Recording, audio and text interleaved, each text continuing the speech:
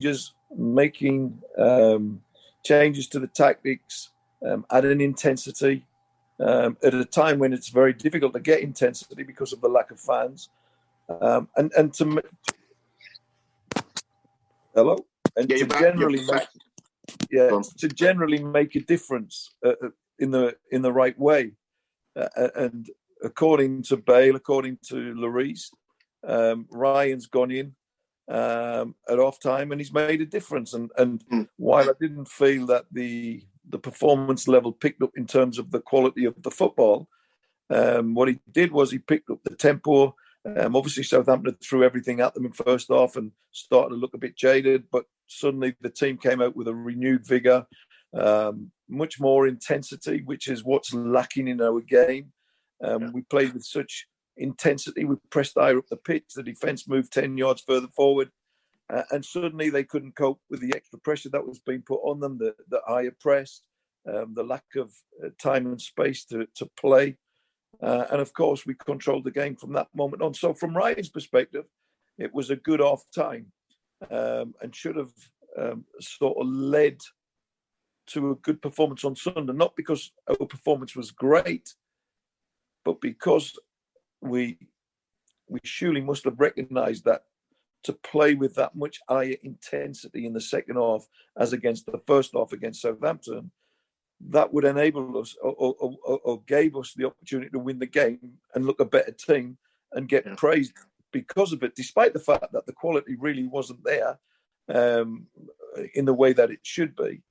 So I went into Sunday's game against City believing that, well, if we can play with this intensity, if we can play with this higher pressing up the pitch, if we can push the midfield, our defence further up the pitch, which in turn will push our midfielders further up the pitch, get closer to them, then we have a chance. Because if we sit off and allow them to get confident, then there's absolutely no stopping this team. They can tread all over you. And that's exactly what happened.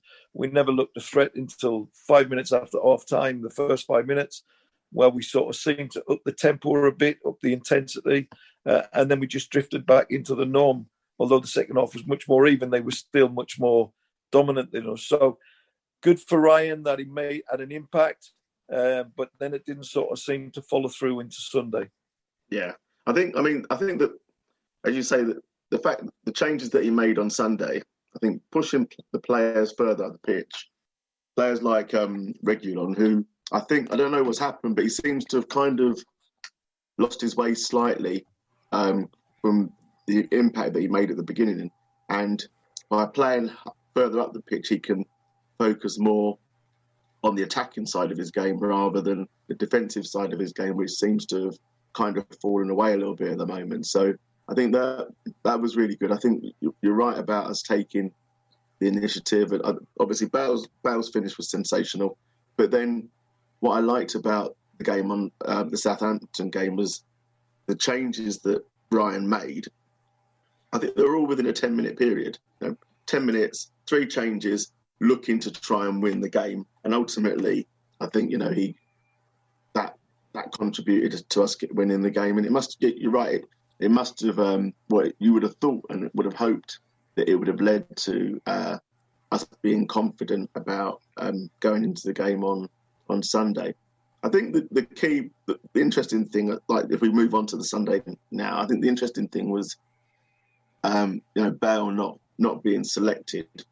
There's been a lot of talk about, the priority being top 4, and given how Bale had performed when he came in, you'd have thought actually if we want to win the game on Sunday that he might have to have a big part to play. Because actually, when he came on, he didn't actually touch the ball, I don't think, or not much. He didn't really get into the game, and I think that's because of the way the pattern of the game had gone and how we were playing at the time. And it was kind of, as you say, we weren't aggressive.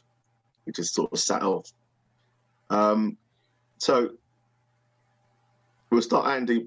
I missed the first. I had to listen to the first 15 minutes while I was driving, and then I got to watch the rest. So, what were your thoughts on the on how we started, the setup, the team formation and all that? Certainly, because Winksy coming in, Yeah, having performed really well when he came on, having performed really well against Southampton, and then so starting and Dembele not even, not starting at all. Was that a surprise for you? I felt that not picking Ndombele was understandable because of the way that he plays. He's very good on the ball, off the ball. He tends to go missing a little bit. He ball watches, and I just felt maybe that was a good idea. It was quite good to see Winksy in there because I think he's very metronomic. He can keep the ball moving, and I think that's important if we were able to keep possession. But I just don't think we ever got into any kind of gear on yesterday. We didn't really get into any kind of I don't know what the word is really. We weren't aggressive at all. We were very passive, and if you do that to City, they'll just smother you with their football. So we didn't really have an out ball. Kane, I didn't think looked 100%. Sonny had probably one of the worst games I've ever seen him play. He was actually passing to them a lot. So I don't know what's going on there. Mora was really our only way of getting up the pitch, and we all know about him. He is willing to take players on, but at the same time, when he gets to wherever he's going, he doesn't necessarily do anything with it. Just the passiveness was what kind of pissed me off, really, because it's a final. You got to get out there and go for it.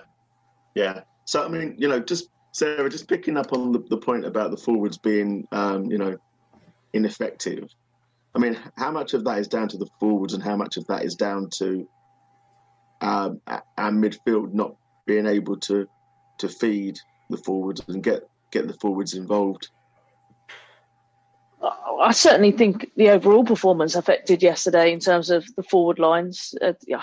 I mean, Sonny was incredibly poor whenever he got the ball. If he wasn't giving it away, it was a backwards pass. I don't know that I ever saw him turn and go at the Man City defence once when the ball was played into him. If he had his back to goal, he just played back. He played safe. It was almost like he was scared, with the irony being, as supposedly the fear maker wasn't there anymore. But he was awful. I agree. Harry probably looked 80% fit.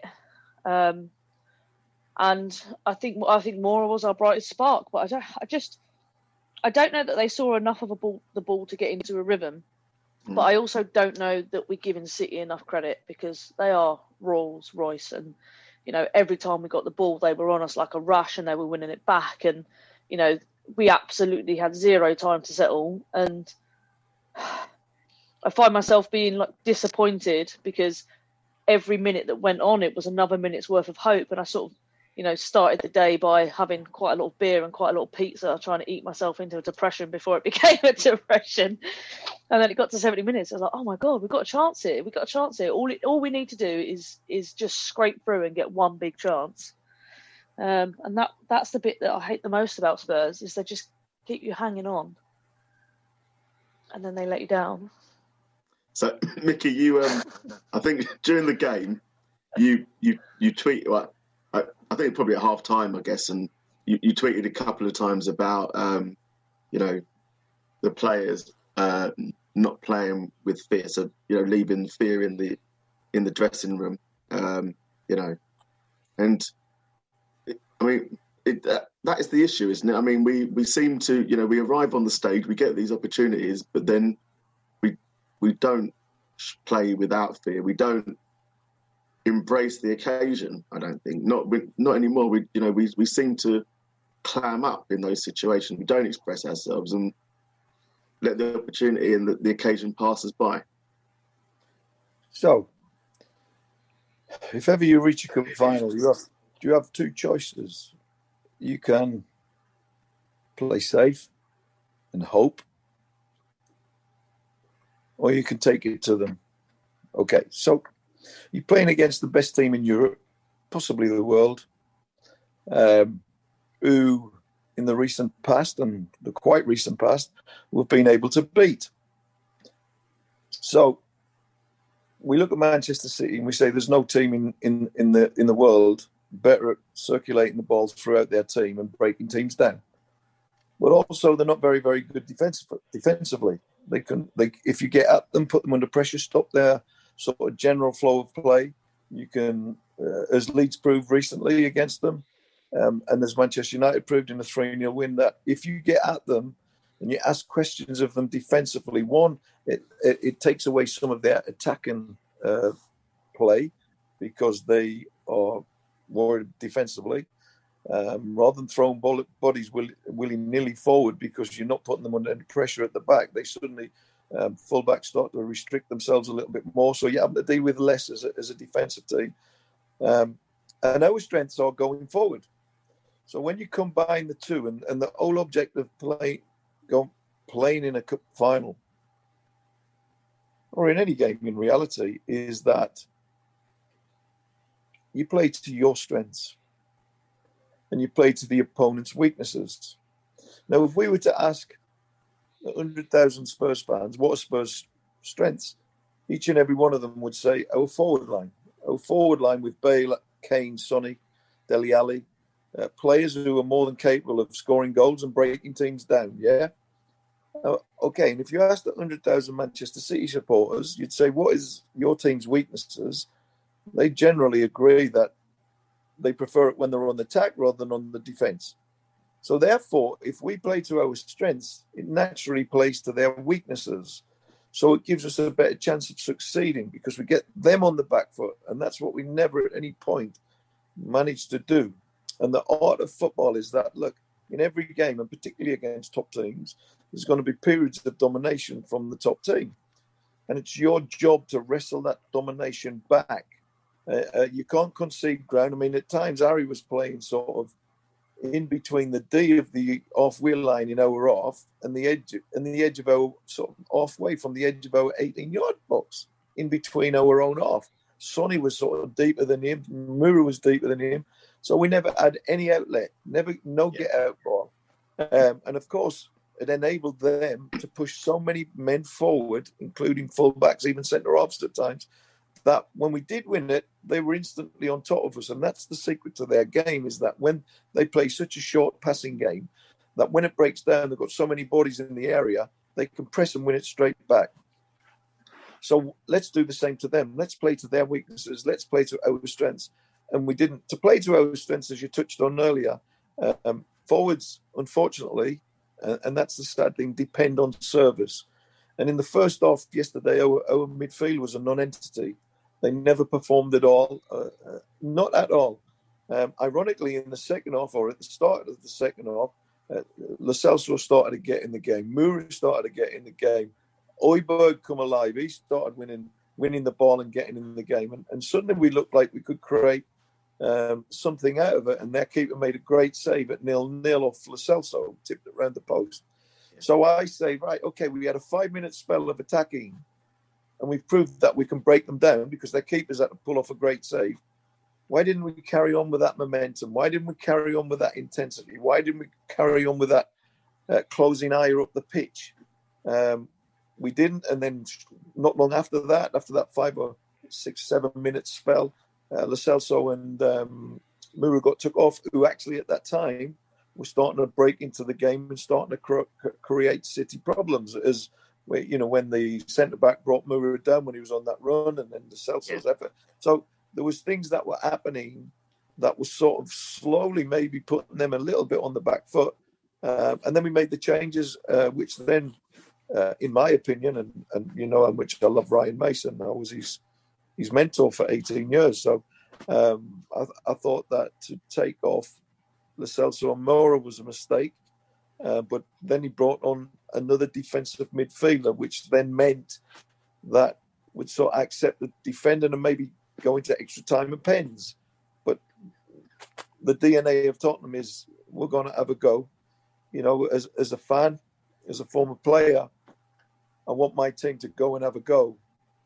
And if you lose having a go, I can live with that. Just before you carry on, so that just quickly touch on that substitution, because Because Sissoko coming on, he came on at the same time as Bale. Right?